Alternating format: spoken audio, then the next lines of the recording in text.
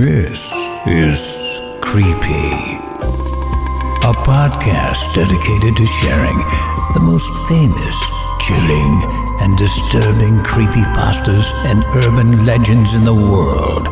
Whether these stories truly happened or are simply fabrications is for you to decide. These stories may contain graphic depictions of violence and explicit language. Listener discretion is advised. February 10th, 2001. Scarcely 2 weeks had gone by and already we were on our way back out to work in the cave. We admit we've become obsessed with the idea of getting through the passage. That may be a sign of how exciting our lives really are. It's not that we think that there's going to be something great beyond the passage. We just like the idea of being the first humans on the face of the planet to set foot in a virgin part of the cave. Although, if we found a hidden treasure, that would be fine with us. We got a late start and drove part of the way in the dark. When I tell people that I go caving at night, they wonder why. They don't stop to think that it's always night once you're inside the cave. All the way out to Mystery Cave, we talked about new ideas to speed up our work. B also told me he talked to some caver friends of his that came up with an explanation about the rumbling noise. They thought it might be the sound of water deep within the cave, possibly a waterfall. They couldn't really explain why the noise seemed to come and go. To me, it's just one more reason to get through, so we can solve the mystery. This trip we took B's dog, Whip. She's a Jack Russell Terrier. I was not at all concerned about taking a dog into the cave. We've taken her before. She answers the call of nature before we go in and then waits until we get out again. Also, she's well behaved inside the cave. We simply had to lure her by a custom-made harness until she reached the bottom of the main drop. Then she negotiated the rest on her own. She loves to explore, but won't go out of our sight. She doesn't have a light attached to her, so she has to wait for us. Another reason I didn't mind bringing Whip along was because we planned on putting her into the hole and see how far into the passage she would go. That might give us an idea of what was on the other side. We knew that if there was a drop-off that we couldn't see, the dog would turn around and come right back to us. We thought we might have to do some work on the hole before even the dog could get through. Despite working in the dark of night, we were able to rig up and get down pretty quickly. We didn't take as many tools as last time. Plus, we left some in the hole so we wouldn't have to haul them out and back in again. I did manage to get 2 more batteries for the drill for a total of 4. Also a few more masonry drill bits. Even with the dog, we made good time getting down. Then something bizarre happened that I can't quite explain. She was in hog heaven, sniffing and darting about around our feet. She would run from one person to the other as we made our way back to the work site. At the point the cave splits into 4 passages, the dog seemed to run out of juice. She just stuck right by either B or me. That seemed kinda odd. As we progressed further into the cave, she would only stay by B. She seemed edgy, like she saw something she didn't like. As we approached the short drop-off before the hole, she stopped. And would only come further after we coaxed her. The hair on her back stood on end. Finally, as we got to within 20 feet of the hole, she began to whimper and hide behind B. Her tail was between her legs and she was cowering down on the ground. Strange. I've seen her square off with dogs twice her size, but now she acted as if Satan himself was lurking in the darkness. I figured there must have been animals that used the cave as a home, and Whip smelled their scent. Too bad it upset her because there was no way she was going into the passage. We decided with this new development, the nervous dog, one of us would work while the other stayed with the dog a few feet away from where we normally rested. We got right back into our routine of drilling, hammering, etc. With our extra supply of batteries, we were able to really push hard on the drill and not have to worry about using up the batteries. This did not make our work any easier, but it did speed things up a little bit. Progress was still slow.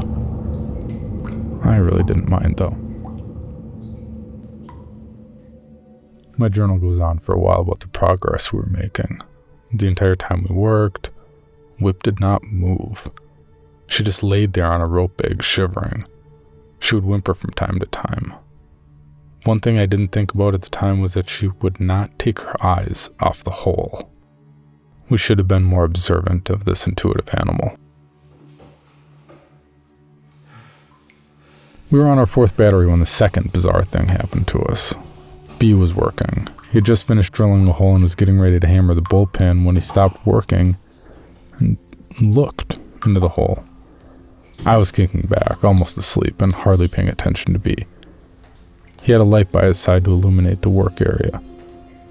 I could see an eerie glow, a puzzled and intense look on his face. He looked over at me and shook his head. I asked him what was up. He said that he swore he'd just heard a strange noise emanating from the hole. He said it sounded like rock sliding on rock, sort of a grinding sound. I assumed his ears were just ringing from the drill. He didn't wear any earplugs this trip. He assured me he heard what he said he heard. I didn't have an explanation, so I went back to dozing. B sat in the quiet of the cave for a long time before he resumed working. Also, he would stop from time to time and just listen. B is very grounded and not one to pursue some imaginary sound. I believe he heard something, but I'm not too concerned about what it was. I assume we'll figure it out once we get through the passage. The final battery lasted another hour or so. We were sitting around, talking about our progress, when I decided to see if I could get my head through the hole. My head easily fit, but there was no way my shoulders were going in. As I was kneeling there, contemplating how close we were, I noticed something that B overlooked. The wind had stopped. In all the times I've been in the cave, I have always felt the wind blowing. The last time we were out working on the cave, the wind was blowing worse than ever. Even earlier, we remember the breeze cooling us off, but now, nothing. B said he did not know when it stopped. The rumbling had ceased too. Bizarre. This plain old cave was becoming mysterious. We talked for a long time in the dark of the cave. We debated what could possibly be causing these unusual events to occur. I think part of the reason we were sitting in the dark was because we were both too hammered to move. We could come up with no reasonable explanation for the strange things happening in the cave. After sitting for at least a half hour, we slowly loaded up our gear and started for the surface. Whip couldn't have been happier to get out of there. Once again, we left some of the tools in the cave. We just put them in the hole. Not enough people use the cave to worry about. Plus, we were too tired to care. We made a lot of progress this trip. It helps to have extra batteries. We still have a long way to go, but it sure is nice to see how far we've come. The rest of the journal entries talk about climbing out of the cave, getting a room at a motel, and crashing. We were beat. In retrospect, I can't believe how casual we were thinking about everything that was happening in the cave. At the time, the only thing we could think about was getting into the passage. Everything else was just a minor distraction. I do recall thinking that it would be nice to get in and see how the mechanics of the cave worked, where the wind was coming from, what was making the noise, etc. Now, weeks later, I think of my ignorance and naivete and shiver.